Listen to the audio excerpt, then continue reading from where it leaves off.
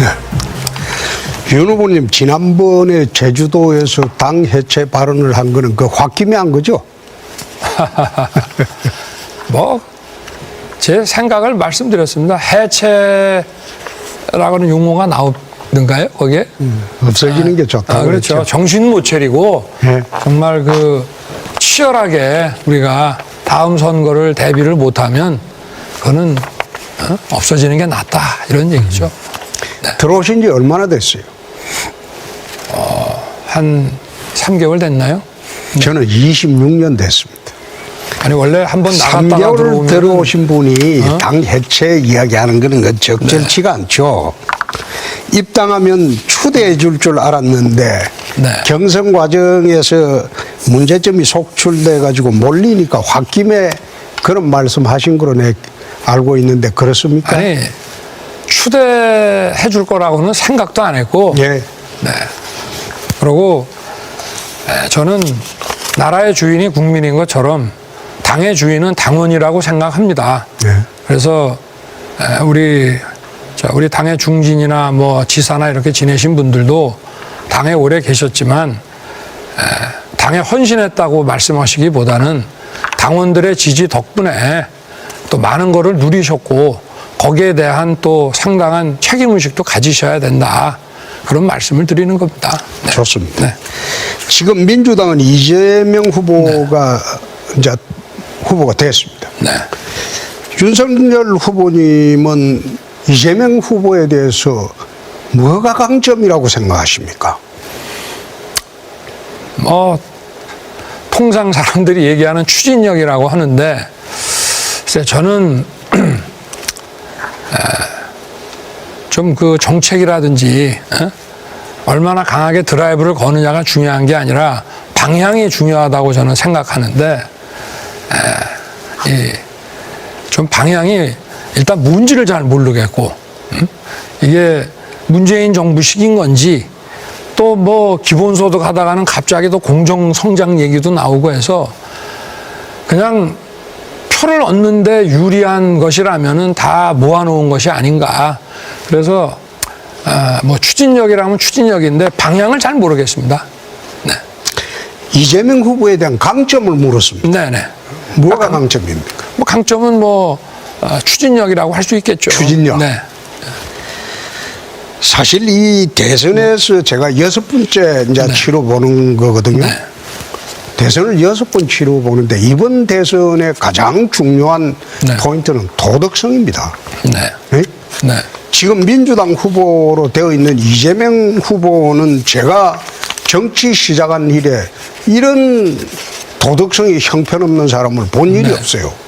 그래 가장 도덕성이 중요하다고 저는 보는데 그래서 오늘 이제 윤석열 후보님한테 네. 몇 가지를 내가 물어보는데 네. 언짢더라도 그 답변을 좀 해 주시기 바랍니다. 뭐 하루 이틀이 아니시니까 마음껏 예. 여쭤보십시오. 지금 그 윤 후보님 도덕성 문제를 거론을 하면 참 문제가 많죠. 본인 문제가 지금 걸려든 게 몇 가지가 있는데 주요한 거는 고발 사주 연루 의혹이 지금 첫째로 등장하고 두 번째 윤우진 사건의 관련성 여부입니다. 그 외 26건의 문제는 내가 거론치 않겠습니다. 네. 본인 문제에 대해서 한번 말씀해 보시죠. 뭐 저는 떳떳합니다. 네. 뭐 프레임 만들어서 공격하는 거를 가지고 우리 후보님께서 홍 후보님께서 이렇게 말씀을 하시는데 뭐 제가 그 재작년부터 이 정부하고 대립각을 세우면서 이 살아있는 권력 수사를 할 때 그때도 다 나온 얘기거든요. 이게 어제 오늘 얘기가 아닙니다. 고발 사주 사건도요. 아니 고발 사주야 뭐 이제 최근에 나온 것입니다만은 그런데 뭐 저는 마음껏 제가 총장이던 시절부터 저와 가족에 대해서 수사를 시켰습니다. 이 정권이. 그리고 본인이나 가족 문제에 대해서는 검찰총장이 지휘를 할 수가 없기 때문에 아마 역대로 검찰총장이 재직 중에 자기나 가족에 대해서 검사들한테 수사를 받아가면서 이렇게 그 정권하고 그 정권의 비리와 싸워온 사람이 과연 있겠나. 저는 그래 생각하고요. 그만큼 가족에 문제가 많았다는 것 아닙니까? 역대 검찰총장 아니 그럼 뭐 중에서 말씀을 해보십시오. 아니, 어떤 문제인지. 그럼 내가 물어볼게요. 네. 지금 부인의 도이치모터스 주가 네. 조작 사건 네. 이정필이가 도망갔죠. 아니 그건 전 모르죠. 그러나 그 세 사람 중에 네. 부인하고 가장 관련됐던 사람이 지금 영장 청구를 해놨는데 네. 실질 심사에서 도망을 가버렸어요. 제가 알기로는요. 네. 그 2013년 그 경찰 내사 보고서가 예. 어? 도대체 참 기상천외하게 그게 어디 뭐 뉴스타파라는 데 유출이 돼가지고 이게 나중에 이제 시끄러워졌는데 지금 1년 6개월 동안 수사를 했습니다. 그리고 아마 그 도망갔다는 사람들 이름은 정확히 모르겠습니다만은 이정필입니다. 그 사람도 검찰에 가서 조사를 다 받았어요. 네. 어? 그냥 도망간 게 아니고. 네. 그래서 제 처와 관련된 부분에 대해서는 제가 알기로는 전혀 문제가 안 됐고 그래서 아마 별건에 별건을 막 만들어서 뭐래도 한번 만들어 보려고 자꾸 다른 거를 하니까 아마 이 사람이 수사 받을 건 다 받고 그러고 나서 어떻게 됐는지는 모르겠습니다만은 조사 다 받았습니다. 그리고 네. 예, 아니 제가 그렇게 알고 있어요. 예, 저는 뭐 예. 검찰 그 상황 제가 알고 있기는 이렇게 돼 있습니다. 네. 이 이정필이라는 사람이 도망간 이정필이라는 사람이 검찰에서 자백을 다 했다고 합니다. 아이고 천만 그리고 그랬으면 벌써 아니, 저희 집사람 소환했겠죠. 아니요. 당신 주기 곧 위해서라도. 소환하겠죠. 네? 곧 소환하겠죠. 그리고 18억을 부인의 그 돈을 관리했다고 합니다. 그 돈으로 주가 조작을 했다고 합니다. 아닙니다. 그거는 예. 전혀 터무니없는 얘기고 제 처가 뭐 여기서 그런 얘기 하기는 좀 뭐합니다만 물어보시니까 예. 2010년에 제가 결혼하기 전에 이 양반이 골드만삭스 출신이라고 해서 이 양반한테 좀 위탁 관리를 좀 맡기면은 좀 괜찮을 것이다. 우리 그런 거 많이 하지 않습니까? 뭐 도이치 골드만삭스 출신이라고 하니까 실력이 있어서 그런데 한 4달 정도 맡겼는데 손실이 났고요. 그 도이치모터스만 한 것이 아니고 한 10여 가지의 주식을 전부 했는데 손실을 봐서 저희 집사람은 거기서 안 되겠다 해서 돈을 빼고 그 사람하고는 절연을 했습니다. 아무 적이 없습니다. 그리고 아마 계좌까지 2013년에 이미 경찰이 다 봤을 겁니다. 예. 왜냐하면 이게 이 정보가 원래 범죄 정보과에 있어야 되는데 경찰청의 특수수사과에 있었다는 걸 보면은 그거는 내사를 벌써 이미 2013년에 한 것이고요. 그리고 그게 저를 보내기 위해서 얼마나 이 사람들이 집요하게 했는데 그게 됐다 그러면은 아마 벌써 처리를 했을 거예요. 제가 알기로도 저희 집사람의 그 주식을 그 4개월 동안 관리했다는 게 돈을 가져가서 한 게 아닙니다. 자기가 그 아이디를 갖고 증권회사 직원한테 주문을 낼 수 있는 권한만 줬는데 그거 4개월 딱 하고는 그 사람하고는 끝났고 그 당시에 도이치모터스라고 하는 것은 주가의 변동도 크지 않았고 저희 집사람 오히려 손해보고 그냥 나왔습니다. 자, 그것도 이제 2010년입니다. 여기에 네. 신한증권 거래 내역만 공개하면 간단하다고 합니다. 그렇죠. 그거 내일이라도 공개하면 공개할 용이 있습니까? 있죠. 예, 네, 그럼 있습니다. 내일이라도 그거는 공개해 이미 주시고. 그거 공개하죠. 예, 예. 2010년에 그 거래 내역 공개하겠습니다. 예. 네. 그리고 장모님 그 불법 요양병원 이 관계로 이제 지금 네. 징역 3년 선고 받으셨고 네. 은행 잔고증명서 위조 사건 지금 네. 조사를 받고 수사를 네. 재판을 받고 있죠. 네. 거기다가 남양주 초목공원 사업 관련 사건 의혹도 있고 네. 양평동 부동산 비리 이것도 지금 최근에 문제됐고 성남 도촌동 부동산 뭐 3억 투자이고 50억을 남겼다. 이게 참 많습니다. 그 장모님 관련 뭐를 부동산이. 굉장히 잘못하시고 그건 내용을 모르시고 하시는 얘기고 예. 지금 1심에서 그 실형 선고를 받았던 사건은 고등에서 이제 보석으로 나왔는데요.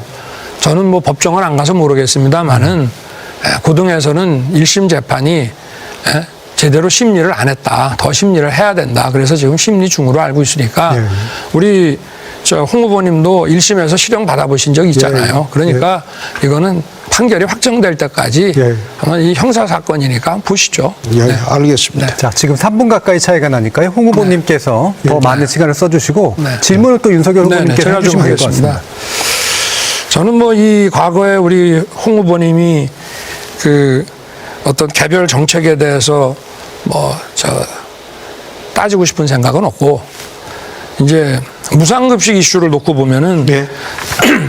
2010년에는 이건 좌파 포퓰리즘이다 이렇게 얘기를 하셨고, 또 2012년에는 경남지사 선거 나오셔갖고는 또 전면 확대 또 찬성을 하셨고, 또 지사 당선되고 나서는 예산 160억을 또 삭감했어요. 네. 그리고 다시 2014년에 선거가 있으니까 또 예산을 원상복구를 시켰어요. 또 지사 당선되고 나서 또 예산 지원을 중단하셨어요. 그러니까 왔다 갔다 한다 이 말이에요. 네. 그러고 비정규직을 놓고 보면은 이제 2017년에 그 대선에 나오셨을 때는 공공부문 비정규직 4만 명 전원 정규직으로 해야 된다고 하셨는데, 사실 문재인 정부에서 많이 이제 정규직화 시켰죠. 근데 이번에는 공공부문을 구조조정해야 되기 때문에 공무원도 줄이고 이 사람들도 내 보내야 된다 이렇게 하셨는데, 그것도 또 입장이 그때그때 바뀌시고, 예, 예. 모병제 문제도 예. 2017년에는 이게 청년 표를 얻기 위한 거의 매표 행위 같은 얘기다. 말이 안 된다 하시다가 이번에는 또 찬성을 하시고, 모병제 아주 주장을 하셨고, 또 여성 정책에 대해서는 뭐 장관, 국회의원, 뭐 국회의원도 공천 30% 해야 된다고 그랬고, 고위 공직자, 공기업의 임원, 여성 한 30% 이렇게 할당을 해야 된다고 2017년에 주장을 하시다가 이번에는 또 할당제라는 거는 폐지해 나가는 게 맞다. 그러면은 이제 입장에 왔다 갔다 하셨단 말이에요.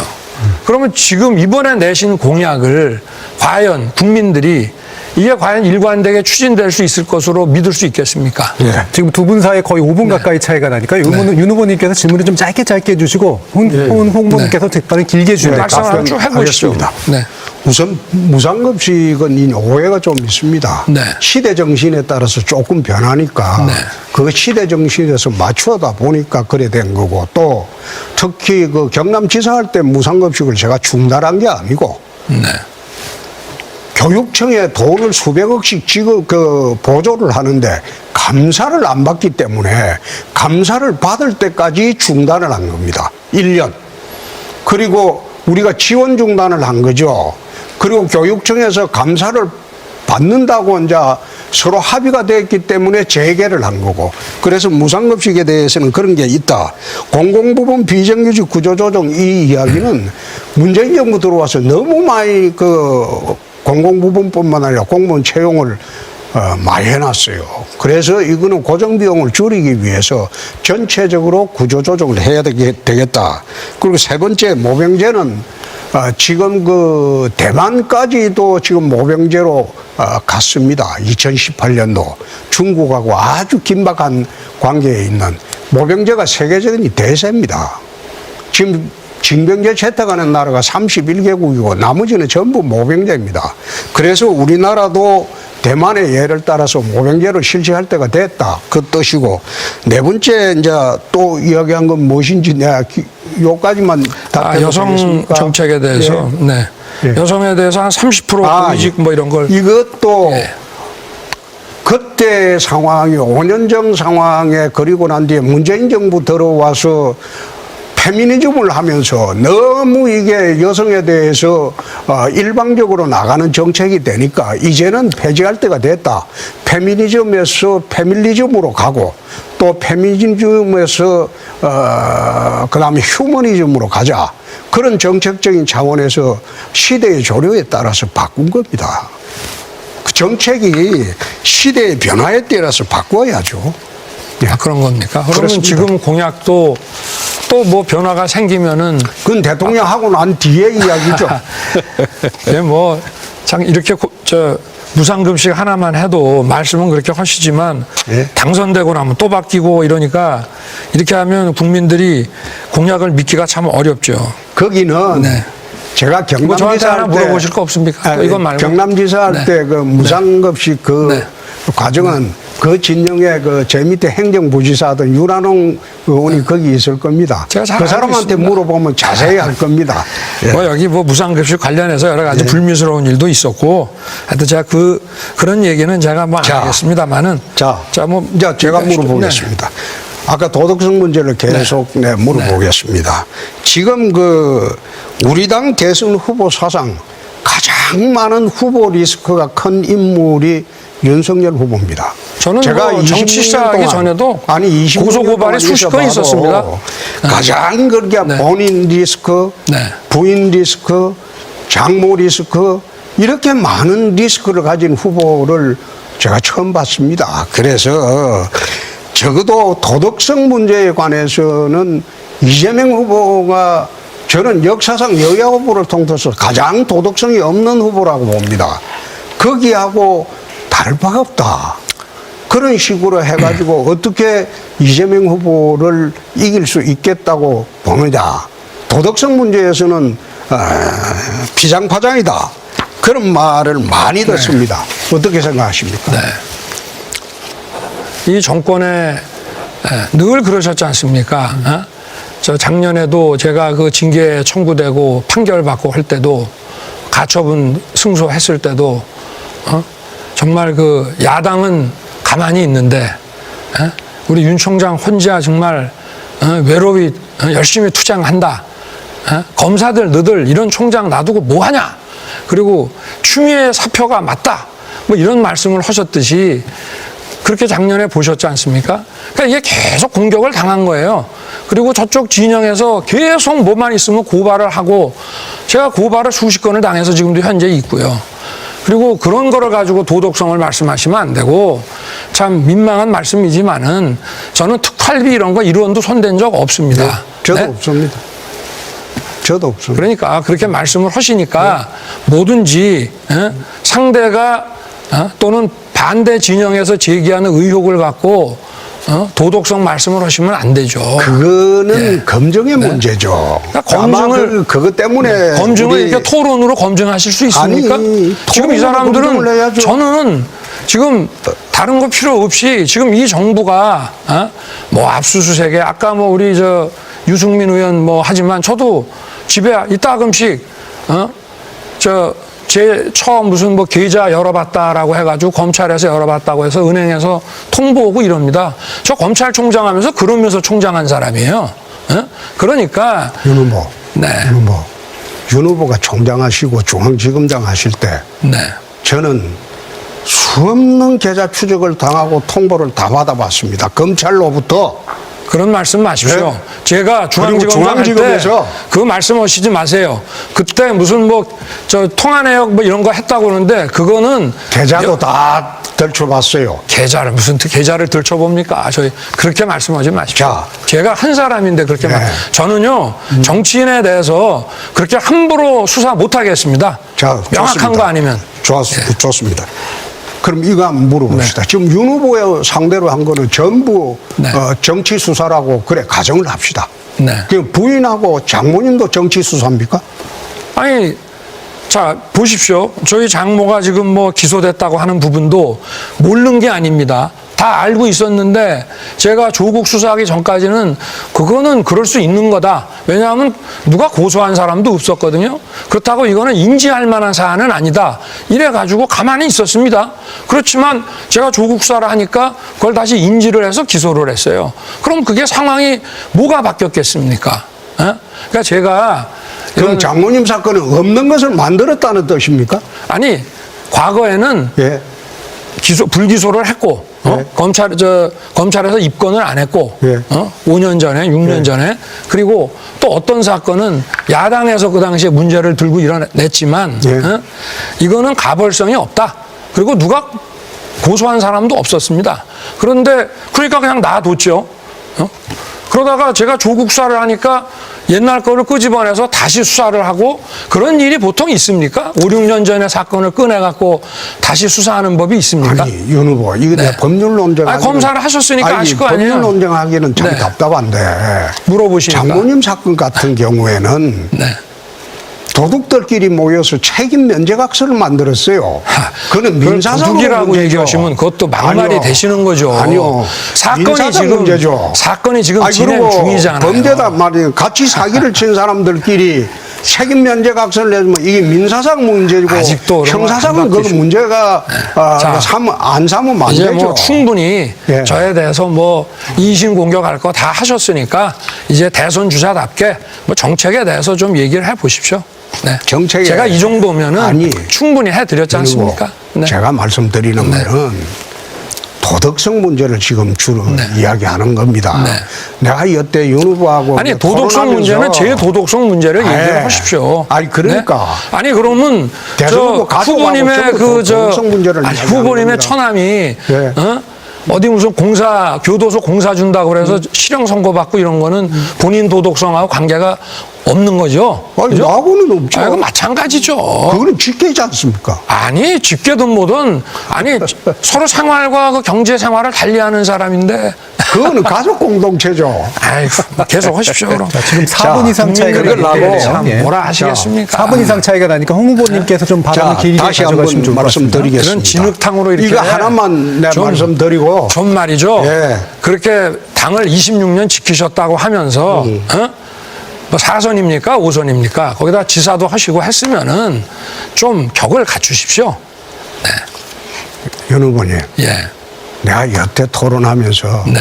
윤 후보님 궁지 몰린 적 한 번도 없어요. 아, 무슨 말씀을 하고 아이, 계십니까? 한 번도 없어요. 아니 저는 궁지라고 그리고 생각을 안 오늘 하는데 왜 이런 이야기를 토론에 하는가 하면 격을 좀 높이십시오. 예. 격을 높여서 지금 하려고 하는 겁니다. 네. 격을 높이십시오. 왜 이런 말씀을 드리는가 하면 가장 도덕성이 없는 이재명을 만났으니까 후보들의 도덕성 문제를 지금 따지고 있는 겁니다. 그럼 거기에다가 그건 이거를 갖다 말씀을 붙이는 하는데 거는 들으셔야죠. 그거는 저 이재명의 대장동 사건을 상당히 격화시키고 좀 봐주겠다는 얘기시네 보니까. 그런 식으로 거기다가 아니, 그 수천억의 여러분이 그 검찰총장까지 하셨습니다. 그런 식으로 억지 부리면 아유 안 정치 되죠. 26년 하시고 왜 에이. 그렇게 하십니까? 그만. 그럼 내가 하나 물어보겠습니다. 아니, 말씀하십시오. 예. 네. 본인이 저 검사 4개월하고 검찰총장 하겠다고 하면 네. 용납이 됩니까? 아니 근데 검사 4개월을 해도 말이죠. 뭐 법대에서 교수 한 20년 하고 그리고 또 저명한 그 변호사 생활 한 10년 했으면은 총장도 하고 장관도 할 수 있는 거 아닙니까? 초임 검사를 네? 그래 했으면 검찰총장 아니 제가 뭐 하겠다고 하면 제가 뭐 가능한 초임 일입니까? 검사입니까? 네? 제가 아니. 검찰에서 법조 생활을 27년 했습니다. 제가 이야기를 하는 것은 그게 아니고 네? 정치하신 지 4개월 됐습니다. 4개월 되신 분이 그러면 느닷없이 4개월 대통령 나온다고 하니까 내가 참 어이가 아니 없어 제가 묻는 국민들이 말입니다. 왜 그러면 그렇게 지지를 하시고 했습니까? 그리고 기존에 그 정치 하신 분들한테 국민들이 아니, 실망을 했기 때문에 그렇게 아니, 하신 거 아닙니까? 제가 드리는 아니 우리 말씀은 그게 후보님들이 아니죠. 잘하셨으면은 제가 여기 나올 이유가 없죠. 안 그러면 그렇습니까? 국민이 불러서 나왔다는 겁니까? 아, 그렇습니다. 아, 그래요? 아니 그럼 그럼 국민이 모르세요? 들어가라고 그러면은? 하면 들어가야 되겠네요. 아니 선택에 따라서 가는 거죠. 아유, 그렇습니까? 선택에 따라서 경선하고 선택에 따라서 하는 거죠. 좋습니다. 차이가 많이 나기 때문에 내가 네. 몇 분 더 좀 말씀을 좀 많이 하십시오. 네, 윤 후보는 시간 관리를 자, 좀 잘 해주셔야 네. 될 것 같습니다. 윤 후보님 대북 정책의 기조는 뭡니까? 막 네. 딱 기조. 저는 뭐 강론을 묻는 것보다 총론. 네. 대북 저는 정책의 기조는 뭡니까? 대북 정책의 기조는 이 굴욕적인 걸 해서는 안 되고 우리가 당당하게 우리의 그 주권 사항에 대해서는 당당하게 해야 된다. 그리고 북핵 문제에 대해서는 국제 그 공조 하에서 아직 비핵화 정책을 확실하게 우리가 견지를 해야 된다 하는 것이 저의 그 대북 정책의 기본 원칙입니다. 여태 이제 각종 정부에서 이야기할 때는 그 대북 정책의 기조를 말을 합니다. 문재인 정부는 한반도 평화 프로세스, 네. 박근혜 정부는 신뢰 프로세스, 네. 이명박 정부는 비핵 개방 3천, 그리고 노무현 김대중 대통령은 햇볕 정책. 네. 그런 식으로 딱 축약을 해서 대북 정책의 기조가 뭡니까? 그거는 전 정권들이 다 그래도 정상적인 그 대북 정책을 폈기 때문에 그 나름의 그런 걸 가져오면 되는데 지금 대북 정책은 늘 말씀하시지 않습니까? 너무 북중에 굴욕적이고 하기 때문에 지금 대북 정책은 주권 사항에 대해서 명확하게 입장을 견지해야 된다는 것이고 지금 대북 남북 간의 가장 큰 문제는 비핵화 문제입니다. 이 비핵화 문제가 전제가 안 되고 남북 문제가 풀릴 수 있는 게 하나도 없지 않습니까? 자, 네. 저는 홍 후보님은 뭡니까? 대북 정책의 기조를 남북 불간섭주의로 천명하고 네. 서로 간섭하지 마자. 네. 그리고 체제 경쟁을 하자. 네. 너희들은 너희들대로 공산주의 사회에서 취하에서 열심히 살고 우리는 민주주의 자본주의 사회에서 열심히 살고 체제 경쟁을 하다 보면 어느 체제가 동서독이 무너지듯이 무너질 때가 오지 않겠느냐.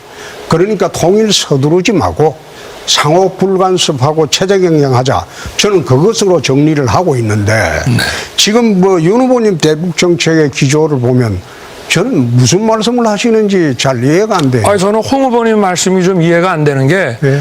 그거는 홍 후보님의 바람이지 북한이 뭐 서로 불간섭 하자 그런다고 합니까? 저 미사일 막 뻥뻥 쏘고 이러는데 그게 불간섭이 됩니까? 아니 이번 연초에도 선제적인 그 전술핵을 사용할 수 있다. 이렇게 해가면서 지금 핵 협박을 하고 있는데 그런 상호 불간섭주의라는 것이 그게 우리가 주장한다고 지금 문재인 정권하고 똑같은 거 아닙니까? 그렇죠. 희망이 정책이 돼서는 안 되는 것이죠. 아니죠. 정책이라고 하는 건 현실 가능한 걸 가지고 가야지. 아니. 나의 희망을 외교 정책으로 해서는 아니 그게 바로 평화를 이루려고 하면 현실을 직시하고 현실에 입각해서 실현 가능한 거를 해야지 나의 바램을 갖다 정책으로 해서 되겠습니까? 네, 더 이상 그 말은 안 하겠습니다. 자, 4분 이상 차이가 나니까요. 네. 윤 의원님께서 짧게 질문을 하시면서 유도를 하시는 게 훨씬 좋을 것 같습니다. 자, 홍 제가 후보님. 질문을 하고 좀 예. 답을 오시면은 뭐 좀 오래 하실 수 있겠네. 지금 그 미중 간의 뭐 전략 경쟁이 아주 치열하고 중국은 뭐 소위 전랑 외교니 해서 그 힘의 외교라고 해서 우리나라를 많이 압박을 하고 있는데 우리 홍 후보님께서 여기에 대한 우리나라의 대응은 어떻게 해야 된다고 보십니까? 좀 길게 설명하셔도 좋습니다. 네. 그래요? 네. 우선 한미일 자유주의 동맹을 강화해야 되겠죠. 네. 일본하고도 동맹. 그렇습니다. 네. 한미일 자유주의 동맹을 강화해야 될 거고 그것은 우리나라 역사가 보면 지난 그 6.25 전쟁 이후에 70년 동안 한반도가 전쟁이 없었던 가장 큰 이유가 북중러 사회주의 동맹하고 한미일 자유주의 동맹이 휴전선을 사이에 두고 팽팽하게 세력 균형을 이뤘기 때문에 전쟁이 없어진 겁니다. 전쟁은 힘의 균형이 무너질 때 생깁니다. 지금 국민들이 잘 인식을 못하고 계시겠지만은 남북 간의 전력 지수, 군사력 지수가 북핵이 생기는 바람에 우리 2배입니다. 비교가 안 됩니다. 그래서 내가 전술핵을 재배치하고 나토 핵동맹을 하자고 그렇게 주장을 하고 있는 겁니다. 그래서 이런 부분도 우리가 한미일 자유주의 동맹을 좀 더 강화하자. 그리고 중국에 대해서는 자주국으로서 대한민국의 자존심을 지키는 그런 외교를 해야지 이런 식으로 중국에 대해서 아부하고 굽신거리는 외교를 취해서는 안 된다. 저는 기본적으로 그런 생각을 합니다.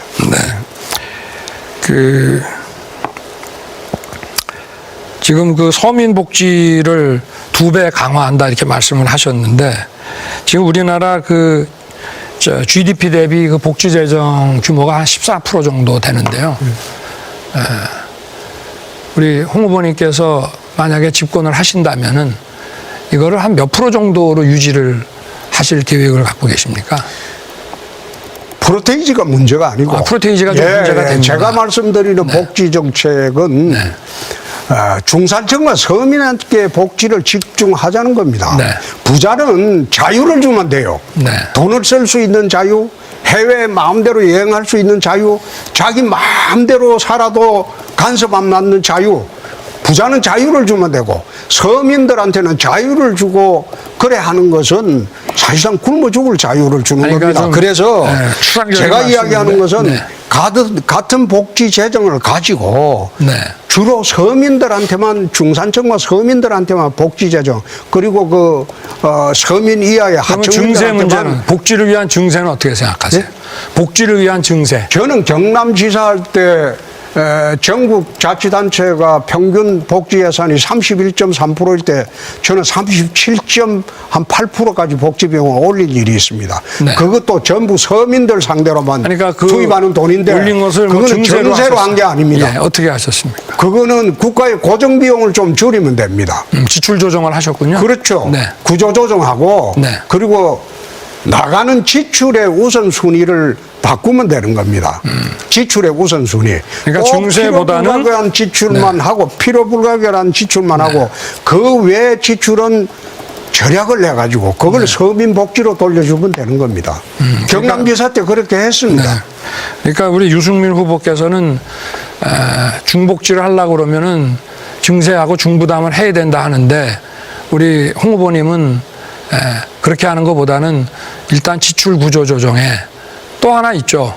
그 복지 수급 체계를 좀 효율화하고 누수를 방지하는 그렇습니다. 거. 네. 그거는 아주 좋은 안입니다. 네네. 그러면 일단은 증세는 뭐 원칙적으로 고려하지 않는다. 네. 네네. 이 문재인 정부의 그 복지제도 내지는 정책의 문제가 뭐라고 생각하십니까? 현금 복지가 큰 문제죠. 네. 저거 돈 뿌리는 복지가 저게 오래 가지를 않습니다. 그래서 지금 국가 재정이 파탄지경까지 왔지 않습니까? 네. 파탄지경까지 왔는데 이재명 후보가 내세우는 기본 소득 시리즈를 보면 이 국가 정책을 바로 거들내는 정책입니다. 네. 미래 세대들한테 큰 부담을 주는 정책입니다. 그 이재명 후보처럼 저는 파퓰리스트 그리고 부도덕한 사람이 저 대통령이 돼서는 절대 안 되죠. 그러니까 이 뭐 문재인 정부도 그렇고 아마 그걸 이어받는 이재명 그 후보의 입장도 그렇고 결국은 그 저도 우리 그 부분에 대해서는 홍 후보님과 그 같은 생각인데 복지 수급 체계를 효율화하고 그리고 사각지대를 없애고 촘촘하게 해야 된다는 그게 좀 부족하다. 문재인 정부의 그 복지 정책에서는 지출은 늘었지만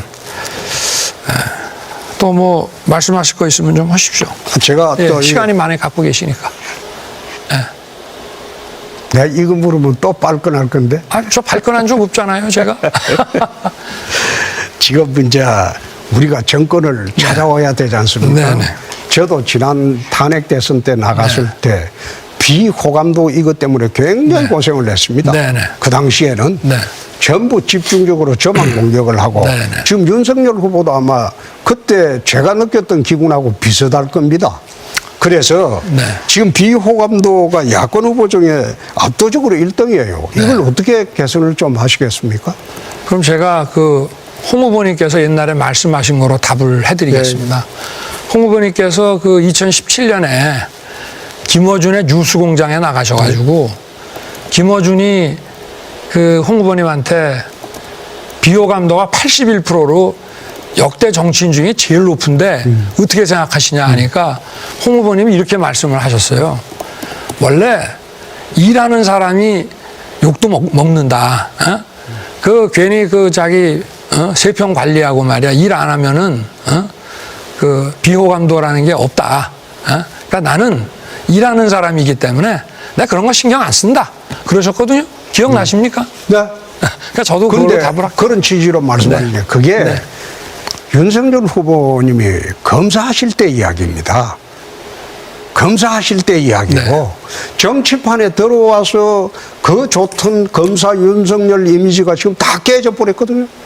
그러니까, 그래서 비호감이 정대한 거예요. 아니 그러니까 이렇게 정치를 하러 나오니 검찰은 제가 법만 집행하면 되는데 여기 나오니까 뭐 경쟁하는 분들이 뭐 여당뿐만이 아니라 우리 지금 홍 후보님도 매일 인신공격을 하시잖아요. 여기서만 하는 게 아니죠. 페이스북이나 또 끝나고 나가면은 또 언론하고 인터뷰하면서 계속 뭐 부도덕하고 어쩌고 하면서 계속 하셨잖아요. 내가 오늘 부도덕은 처음 이야기하는 무슨 것 말씀이세요? 하루도 그냥 안 나오는 날 없이 그렇게 장외에서 하시지 않았습니까? 에이. 그러고 예. 그거는 또 뭐 다른 진영에서도 또 뭐 그렇게 할 수도 있는 것이고. 좋습니다. 그러니까 뭐 윤 후보님 1분 제가 시간이 많이 남아가지고 그러십시오. 말씀하십시오. 가장 비도덕적인 후보도 그 야권에서 1위로 지금 하고 있습니다. 압도적으로. 윤석열 후보. 말씀을 계속 하세요. 지금 시간이 얼마 안 아니 남았으니까. 그러니까 예. 가장 비도덕적인 후보도 이재명이가 49.1, 윤석열 후보가 31.6%로 나옵니다. 저도 뭐 6.3%로 나오긴 하고. 그것도 뭐 역선택 아닙니까? 예? 그 비도덕적인 것에 대한 여론도 예. 그것도 역선택 아니겠어요? 역선택 주장은 전혀 윤석열 후보가 아니, 저한테 말씀하십시오. 한 걸로 알고 그러니까 있는데 말씀하십시오. 여태 저한테 역선택 시간이 주장을 별로 했지 않습니까? 자, 그럼 제가 물어보겠습니다. 검찰 외에 국정감이 전무한데 네. 어디에 자신이 있습니까? 어느 분야에? 원래 한 분야에 네. 정점까지 올라가면은 그 어떤 일을 맡더라도 그 일머리라는 게 있는 것이고 또 어떤 전문가들을 모셔다가 이렇게 일을 하면 되는지 다 통하는 거 아니겠습니까? 아, 그럼 네. 검찰총장까지 했기 때문에 어느 분야 맡겨놔도 다 잘할 수 네, 있다. 저는 뭐 일하는 데는 제가 자신이 있고요. 네, 그리고 지금은 가장 큰 문제가 이 법의 지배라는 대원칙이 지금 무너져가지고 민심이 등을 돌리는 거기 때문에 제가 그 부분이 제 장점으로 잘할 수 있다고 생각합니다. 네. 처음 물었던 거 다시 한번 묻겠습니다. 네네. 시간이 좀 남았으니까요. 냉정하게 평가를 해서 이재명 후보와 토론을 하면 자신 있습니까? 자신 있습니다. 어떤 점에서?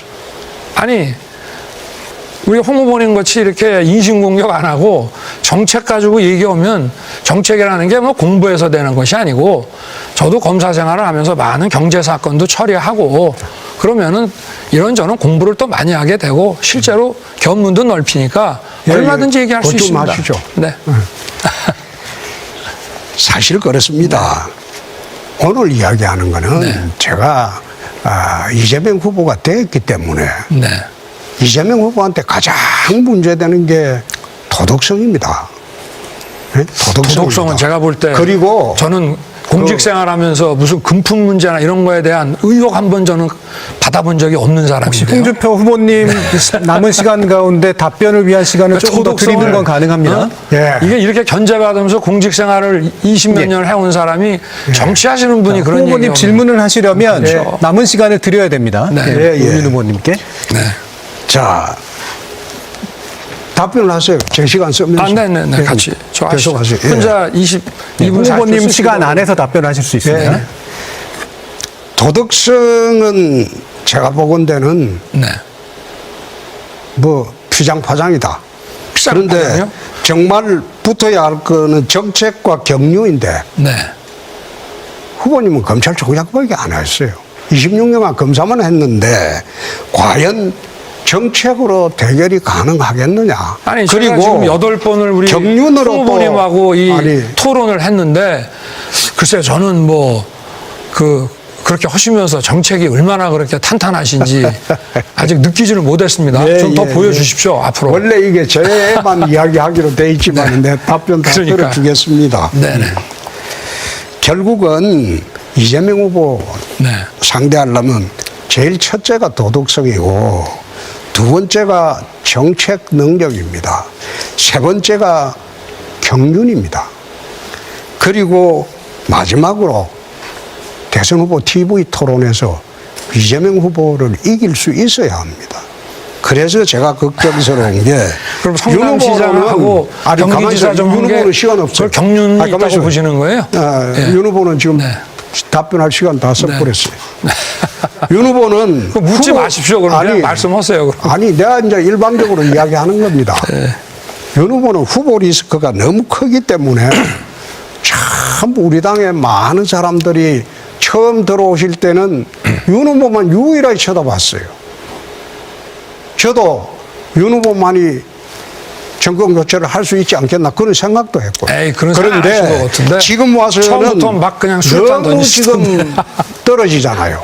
떨어지고 정책 능력도 안 되고 도덕성도 문제가 크고 아니 정책을 경륜도 물어보시지도 문제가 않고 그렇게 크니까 맨날 인신공격만 아니. 하시고 정책 토론을 하시자 이 말이에요. 저도 후보 검증을 인신공격이라고 하시면 안 되죠. 아니 이게 무슨 본선 가면 검증입니까? 더합니다. 아니 이게 무슨 검증이에요? 아니. 여기서 인신공격하는 아니, 게 검증입니까? 본선 가면 검증이라는 거는 더하다니까요. 자료를 놓고 예. 자, 이제 하는 25초 것이지. 남았습니다. 그래 이야기하시면 이거를 안 되죠. 검증이라고 얘기하시면 대한민국의 이 국어가 오염이 되는 홍준표 거죠. 의원님 이제 마무리 지어주시죠.